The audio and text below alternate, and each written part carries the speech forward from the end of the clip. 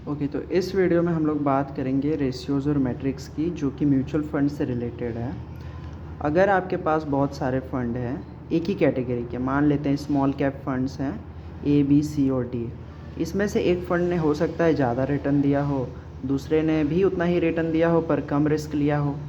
तो ये सारी चीज़ें हम कैसे पता करेंगे कि कौन सा फ़ंड हमारे लिए बेटर है? तो उसके लिए हमारे पास रेशियोज़ और मैट्रिक्स होते हैं। तो सबसे पहला मैट्रिक हमारे पास है अल्फ़ा। अल्फ़ा मतलब कि अपने बेंचमार्क को वो कितना परसेंट रिटर्न से बीट किया। मान लेते हैं कि जैसे लार्ज कैप फंड्स होते हैं तो उनका बेंचमार्क होता है निफ्टी 50। तो मान लेते हैं निफ्टी 50 ने उस साल 12% का रिटर्न दिया और लार्ज कैप ने उस साल 14% का रिटर्न दिया। तो अल्फ़ा इसमें क्या हुआ, +2% का, मतलब 2% जो भी एक्स्ट्रा रिटर्न बनेगा ना बेंचमार्क के अगेंस्ट, वही हमारा अल्फ़ा होगा। फिर बीटा क्या होता है? बीटा क्या होता है? मार्केट के हिसाब से कितना वोलेटाइल आपका फ़ंड है वो ये बीटा बताता है। जैसे कि मार्केट का बीटा जो होता है 1, ऑटोमेटिक 1 होता है।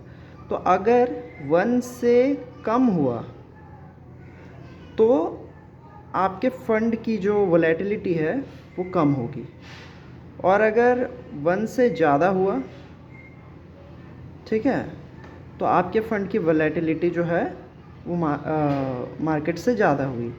जैसे कि अगर बीटा मान लेते हैं एक फ़ंड का 1.2 है, तो इसका मतलब मार्केट से ये 20% ज़्यादा वोलेटाइल है। और अगर 0.8 है तो ये 20% कम वोलेटाइल है।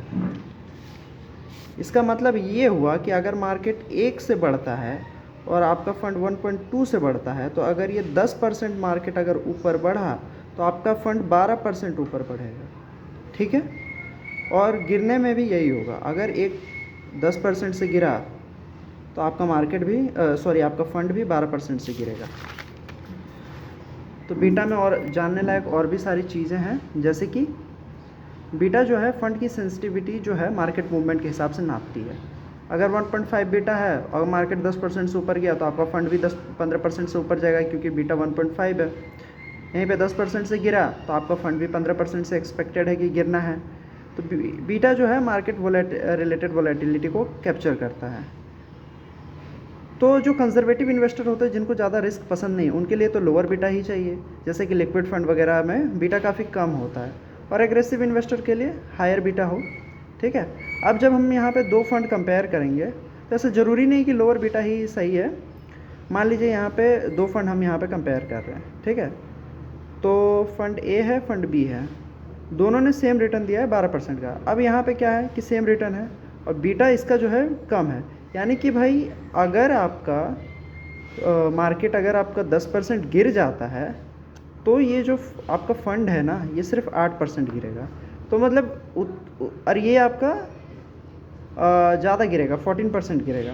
तो भाई जब कम गिरने से ही आपका फ़ायदा हो जा रहा है, आपका मतलब जर्नी जो है वो थोड़ा स्मूथ होगा, ठीक है। तो सेम रिटर्न लेकिन लेस बीटा, तो ए इज़ बेटर यहाँ पे,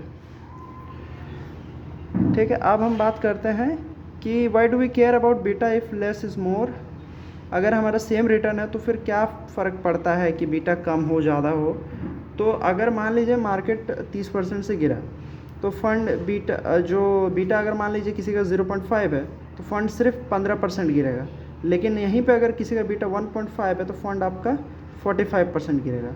तो बीटा बताता है कि how the fund likely to react when the market move. तो मार्केट के मूव के हिसाब से कितना वो अप डाउन करेगा वो मेज़र करता है, ठीक है। तो इक्विटी फंड्स के लिए अगर सिमिलर रिटर्न्स है तो लोअर बीटा को आप सेलेक्ट करें। अब हम लोग बात करते हैं स्टैंडर्ड डेविएशन की। ये भी जितना कम हो तो बेटर रहता है। स्टैंडर्ड डेविएशन आपको बताता है कि कितना फ्लक्चुएट करता है एवरेज रिटर्न के अराउंड, ठीक है। मान लेते हैं एक फंड है जो 10% गया, फिर 12% गया, फिर 8% गया, फिर 10% गया, तो इसका एवरेज मान के चलते हैं 10% है। तो अपने 10% का जो एवरेज है उससे ये ऊपर नीचे कितना फ्लक्चुएट कर रहा है, उसी फ्लक्चुएशन है को बोलते हैं स्टैंडर्ड डेविएशन, ठीक है। तो ये टोटल रिस्क को मेज़र करता है, ठीक है।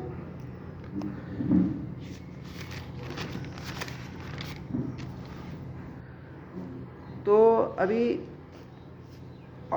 अगर मान लीजिए आपको 2 फंड में चूज़ करना है, 14% दोनों का रिटर्न है, एक का स्टैंडर्ड डेविएशन 12 है, एक का 18 है, सिमिलर रिटर्न, तो चूज़ लोअर एसटी। ऐसा क्यों?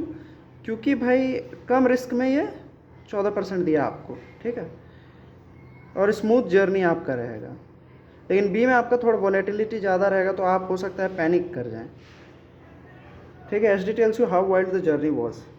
अब हम लोग आते हैं शार्प रेशियो पे, जो कि king of mutual fund ratio है। ये क्या बताता है कि आप जितना जो टोटल रिस्क ले रहे हैं, टोटल रिस्क हमारा क्या होता है, एस डी, टोटल रिस्क हम एस डी ले रहे हैं, पर यूनिट टोटल रिस्क में हमको जो है जो एक्स्ट्रा रिटर्न मिल रहा है, एक्स्ट्रा रिटर्न मतलब आपका पोर्टफोलियो का रिटर्न, और जो रिस्क फ्री रिटर्न होता है, जो कि गवर्नमेंट बॉन्ड्स वगैरह पे मान के चलते हैं कि अगर 7% आपका रिस्क फ्री रिटर्न आपको ऐसे ही मिल जा रहा है और आपका फंड 15% दे रहा है, ठीक है, तो 15 - 7 करेंगे भाई, स्टैंडर्ड डेविएशन मान लेते हैं 2 है, तो यहाँ 9/2 तो 4.5 ऐसे आया है ना।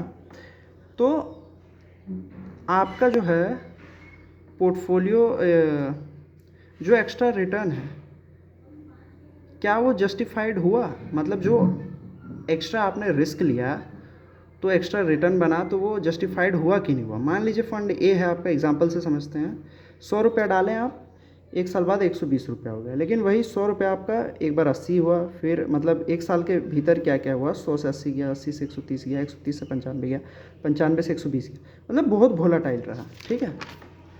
फंड बी यहीं पे आपका क्या हुआ, 100 रुपये आप डाले, 1 साल बाद 115 हुआ, लेकिन इसका आप देख सकते हैं जर्नी काफ़ी स्मूथ सा, 100 से 105, 105 से 110, है ना, लास्ट में 112 से 115। तो आपका क्या बेटर है? अगर आप सिर्फ रिटर्न के मामले से सोचेंगे तो 120 से 115 से ज़्यादा बेटर है। लेकिन यहीं पे अगर हम लोग दूसरा केस लेते हैं, फंड सी लेते हैं, जो कि 100 से 120 गया, बहुत वोलेटाइल जर्नी में गया, और फंड डी जो है 100 से 119 गया, वो बहुत स्मूथ जर्नी में गया। अब खाली आपका डिफरेंस 1 है, तो आप जो इतना ताम झाम किए, टेंशन लिए, 1 रुपया का एक्स्ट्रा रिटर्न के लिए आप इतना वोलेटाइल के साथ जाएंगे फंड सी के साथ? शायद आप नहीं जाएंगे। तो इसीलिए फंड डी इज़ बेटर, ठीक है। यहाँ पे हायर रिस्क जस्टिफाइड हो सकता है, क्योंकि यहाँ पे 10 रुपये का रिटर्न है, यहाँ पे 120 का। यहाँ पे हायर रिस्क जो है वो जस्टिफाइड नहीं है, क्योंकि सिर्फ 1 रुपया एक्स्ट्रा रिटर्न के लिए आप हायर रिस्क लोगे क्या? नहीं ना। तो बात वही आ जाती है। ये वीडियो यहीं पे समाप्त हुआ।